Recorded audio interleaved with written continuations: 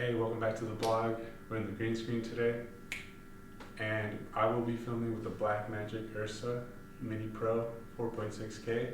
I'm going to be filming in the fastest frame rate to slow down my board flipping in the air and to see how crispy that slow-mo looks. Skateboarders love nothing more than a slow, crispy clip, for the video parts. So let's see how this looks. Also, I'm going to be filming it with my GoPro, kind of side-by-side comparison, GoPro 9. So if you do like it, comment, subscribe. Appreciate y'all.